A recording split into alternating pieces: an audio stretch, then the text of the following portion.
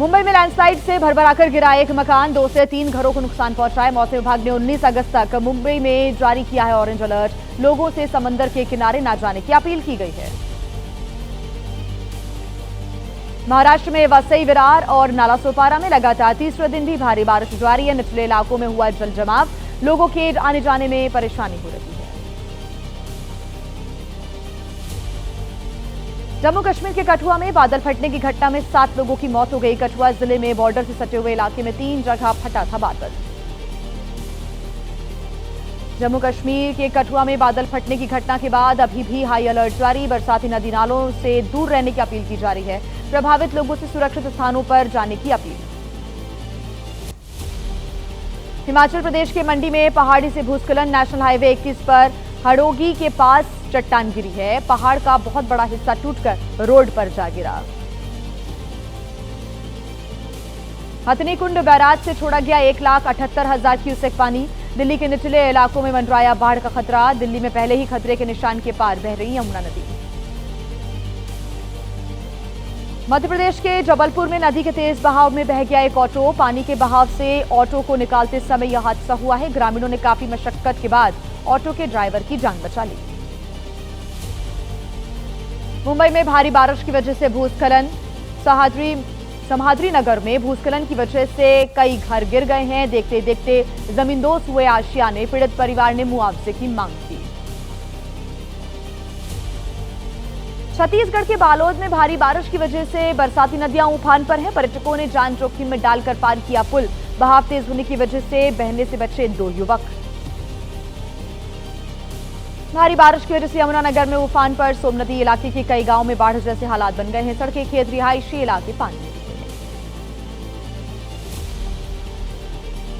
पद्मेश्वर यात्रा के आधार शिविर गोंडार बनतोली के बीच पैदल रास्ता तबाह हो गया। भूस्खलन की वजह से रास्ते का करीब 50 मीटर हिस्सा धंस गया है। यात्रियों को निकालने के लिए आपदा प्रबंधन की टीमें तैनात कर दी गई है। उत्तरकाशी के डीएम प्रशांत आर्य ने किया डबरानी में निर्माण कार्यों का निरीक्षण। नेशनल हाईवे के टूटे हुए हिस्से की मरम्मत का काम चल रहा है। आपदा के दौरान रोड को पहुंचा था काफी नुकसान। ओडिशा के मलकानगिरी में बदला मौसम का मिजाज। कई इलाकों में पानी भर गया है। बारिश की वजह से परेशानी हो रही है। आवाजाही में हो रही लोगों को दिक्कतें। गुजरात के बनासकांठा में भारी बारिश की वजह से जलभराव। सड़कों पर पानी भर जाने से परेशानी। पानी से गुजरते समय खराब हुए कई लोगों के वाहन। महाराष्ट्र के नालासोपारा में मूसलाधार बारिश की वजह से शहर के निचले इलाकों में सड़कों पर पानी भर गया है। जलभराव की वजह से लोगों की बढ़ी मुश्किल। मध्य प्रदेश के खंडवा में भारी बारिश की वजह से पूरा शहर पानी पानी हो गया। मुख्य मार्गों पर पानी भर जाने की वजह से लोग परेशान हैं। तालाब नजर आने लगी हैं शहर की कई सड़कें। उपराष्ट्रपति के लिए एनडीए ने अपना उम्मीदवार किसे बनाया है और राजनाथ सिंह ने किससे मांगा है समर्थन। मॉनसून सत्र में फिर से हंगामे के आसार क्यों आ रहे हैं नजर। तमाम बड़ी खबरों का पूरा अपडेट फटाफट जानिए 9 सेकंड न्यूज में। उपराष्ट्रपति पद के लिए महाराष्ट्र के राज्यपाल सीपी राधाकृष्णन एनडीए उम्मीदवार बनाए गए हैं। गठबंधन ने चला दक्षिणी और ओबीसी कार्ड, तो वहीं तमिलनाडु के ओबीसी समुदाय से आते हैं सीपी राधाकृष्णन। एनडीए के दलों ने राधाकृष्णन को उम्मीदवार बनाए जाने का स्वागत किया। उपराष्ट्रपति चुनाव के लिए समर्थन भी दिया। कहा समावेशी विकास, सामाजिक न्याय के प्रति गठबंधन प्रतिबद्ध है। सूत्रों के अनुसार राजनाथ सिंह ने खरगे से बातचीत की है और समर्थन मांगा है एनडीए उम्मीदवार के लिए। खरगे ने कहा है कि इंडिया गठबंधन के सहयोगियों के साथ हम बातचीत करेंगे। उपराष्ट्रपति पद के लिए 21 अगस्त तक नामांकन, 9 सितंबर को चुनाव होगा। सूत्रों के अनुसार एनडीए की तरफ से राजनाथ सिंह को मिली बड़ी जिम्मेदारी। किरण रिजिजू को बनाया गया है election agent. CP Radhakrishnan NDA से उपराष्ट्रपति पद के उम्मीदवार बनाए गए। प्रधानमंत्री नरेंद्र मोदी ने कहा राधाकृष्णन ने हाशिए पर पड़े लोगों को सशक्त बनाने पर ध्यान दिया। खुद की बनाई एक अलग पहचान। महाराष्ट्र के मुख्यमंत्री देवेंद्र फडणवीस की राज्यपाल सीपी राधाकृष्णन से मुलाकात हुई। एनडीए की ओर से उपराष्ट्रपति पद का उम्मीदवार घोषित किए जाने पर उन्होंने बधाई दी। उपराष्ट्रपति पद के लिए विपक्ष उतार सकता है अपना उम्मीदवार। इंडिया गठबंधन के नेता आज नाम पर चर्चा कर सकते हैं। सूत्रों के हवाले से खबर, आज करेंगे मल्लिकार्जुन खड़गे बैठक। आज से संसद के मानसून सत्र का आखिरी हफ्ता शुरू होने जा रहा है और आज भी एसआईआर के मुद्दे पर हंगामे के आसार नजर आ रहे हैं। हंगामे के बीच सरकार पास करा सकती है बिल। राहुल गांधी की वोटर अधिकार यात्रा आज कहां पहुंचेगी? किसने राहुल तेजस्वी की तुलना कंस से कर दी है? और वोट चोरी के आरोपों पर चुनाव आयोग ने क्या दिया है अपना बयान? चुनाव आयोग ने किसे 7 दिन का अल्टीमेटम दे दिया है? पूरा अपडेट फटाफट जानिए 9 सेकंड न्यूज में। बिहार में राहुल गांधी की वोटर अधिकार यात्रा का आज दूसरा दिन है। औरंगाबाद से गया तक जाएगी यात्रा। तेजस्वी सहित महागठबंधन के नेता मतदाता अधिकार यात्रा में शामिल। केंद्रीय मंत्री गिरिराज सिंह ने कंस से की राहुल तेजस्वी की तुलना। जनता को गुमराह करने की राजनीति का आरोप लगाया। कहा, बिहार की जनता अब सब कुछ समझ चुकी है। एसआईआर और कथित वोट चोरी के आरोपों पर बोले मुख्य चुनाव आयुक्त। राहुल का नाम लिए बिना कहा, 7 दिनों में दें शपथ पत्र या फिर माफी मांगे, नहीं तो निराधार मान लेंगे इन आरोपों को। राहुल गांधी ने दावा किया, मुझसे चुनाव आयोग हलफनामा मांगता है, लेकिन वही बात अनुराग ठाकुर कहते हैं जो मैं कह रहा, तो नहीं मांगा जाता है शपथ पत्र। सच्चाई छिपाने की आरोप पर चुनाव आयोग ने सुप्रीम कोर्ट के 2019 के एक आदेश का हवाला दिया है। कहा है कि मशीन रीडेबल मतदाता सूची साझा करने पर रोक है, क्योंकि ये निजता का उल्लंघन माना जाता है। राहुल गांधी ने आरोप लगाया, वोट चोरी कराने निर्वाचन आयुक्तों को बचाने के लिए 2023 में सरकार ने बदला कानून। कहीं भी नहीं हो सकता है चुनाव आयोग पर केस। चुनाव आयोग ने कहा, वोट चोरी जैसे शब्द जनता को गुमराह करने, भारत के संविधान का अपमान करने के बराबर है। पारदर्शी अभियान में वोट चोरी का सवाल ही नहीं उठता। चुनाव आयोग की प्रेस कॉन्फ्रेंस पर राहुल गांधी ने कहा, चुनाव आयोग से मैं और तेजस्वी डरते नहीं है। कहा, चुनावी घपले पर कहता है चुनाव आयोग, नहीं समझाना, नहीं देंगे सीसीटीवी। चुनाव आयोग के बयान पर आम आदमी पार्टी सांसद संजय सिंह का पलटवार। पूछा, अगर चुनाव आयोग पर सवाल उठाना संविधान के खिलाफ है तो क्या वोट चोरी करना संविधान के मुताबिक है? चुनाव आयोग पर आरोप। जेडीयू नेता केसी त्यागी ने कहा कि पूरे चुनाव आयोग को चोरी का अड्डा कहना इसका अपमान। राहुल को एक संवैधानिक संस्था पर लगाए आरोपों की पुष्टि करनी चाहिए। कांग्रेस अध्यक्ष मल्लिकार्जुन खड़गे का बीजेपी और चुनाव आयोग पर निशाना। कहा, वोटर लिस्ट देने से क्यों डर रहा है चुनाव आयोग? नोटबंदी से अब तक जारी है बीजेपी के झूठ का सिलसिला। चुनाव आयोग पर जवाब नहीं देने का आरोप। जनसुराज नेता प्रशांत किशोर ने कहा कि चुनाव आयोग राहुल गांधी के सवालों का जवाब दे, बताए गलत मतदाता के नाम जोड़े गए थे या फिर नहीं। शिवसेना उद्धव गुट की नेता प्रियंका चतुर्वेदी का आरोप। चुनाव आयोग केवल बीजेपी का विश्वास जीतने का कर रहा है काम। जनता जरूर पूछेगी चुनाव आयोग से सवाल। चुनाव आयोग पर राहुल के आरोपों को बीजेपी नेता शुवेंदु अधिकारी ने किया खारिज। कहा कि वे सबूत देने को तैयार नहीं। चुनाव आयोग संवैधानिक तरीके से करेगा काम। 9 सेकंड न्यूज में अब वक्त अपराध जगत की तमाम बड़ी खबरों का जानने का है। आइए रुख कर लेते हैं फटाफट।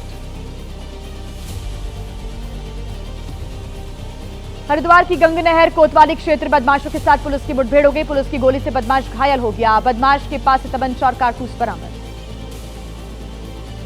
यूपी के जौनपुर में 2 गुटों के बीच विवाद मारपीट हो गई। दोनों तरफ से चले ईंट पत्थर और फायरिंग हुई है। मौके पर पहुंची पुलिस ने कई लोगों को हिरासत में ले लिया है। उत्तर प्रदेश के बस्ती में बहन के साथ छेड़खानी का विरोध करने पर भाई की उंगली काट दी गई। मनचले ने लड़की के भाई की 3 उंगलियां काट दी। मामले को लेकर हिंदू संगठन के लोगों ने हंगामा किया। ऑपरेशन सिंदूर के बाद छुट्टी पर घर आया था ये जवान। घर से वापस ज्वाइनिंग पर जाते समय ये घटना हुई है। टोल पर लगे हुए लंबे जाम को लेकर जवान ने किया था विरोध। फरार टोल कर्मियों की तलाश कर रही है पुलिस। उत्तर प्रदेश के बस्ती में नाबालिग लड़की के साथ गैंगरेप की घटना सामने आई है। हिंदू संगठनों के विरोध के बाद पुलिस ने दर्ज किया मामला। आरोपियों को पकड़ने के लिए दिया गया है 24 घंटे का अल्टीमेटम।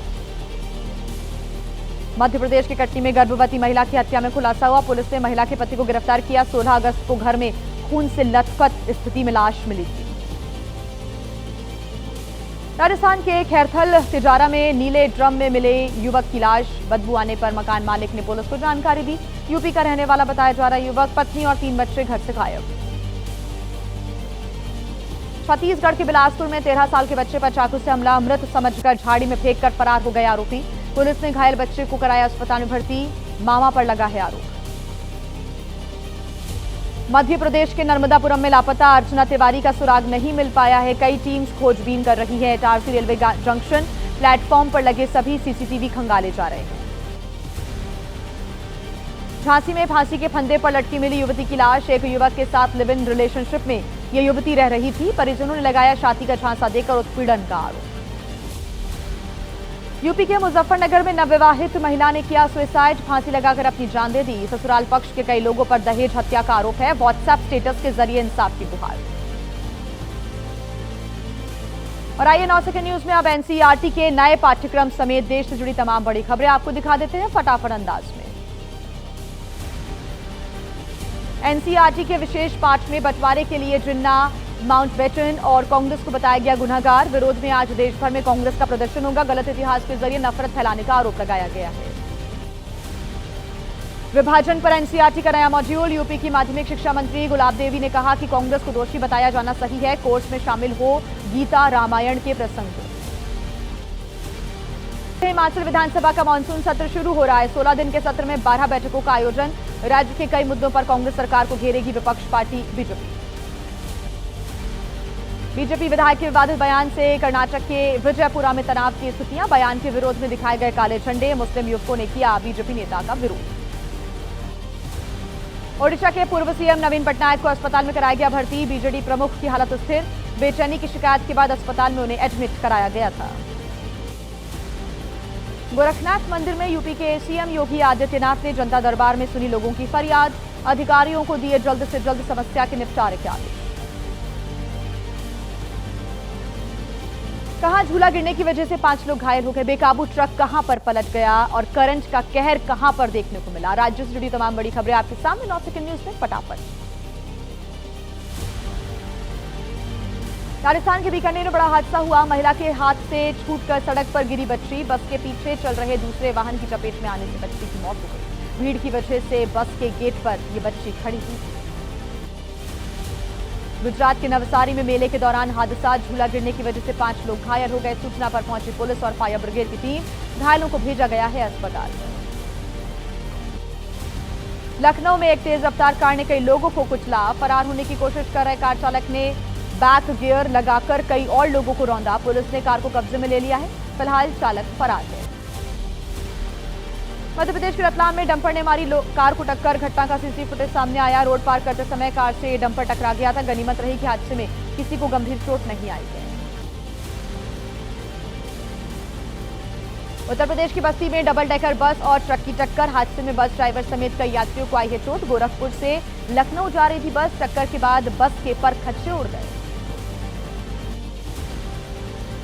हरिद्वार के देवपुरा चौराहे पर कार में आग लग गई। वहीं देखते ही देखते पूरी कार जलकर राख हो गई। मौके पर पहुंची फायर ब्रिगेड की मदद से आग बुझ पाई।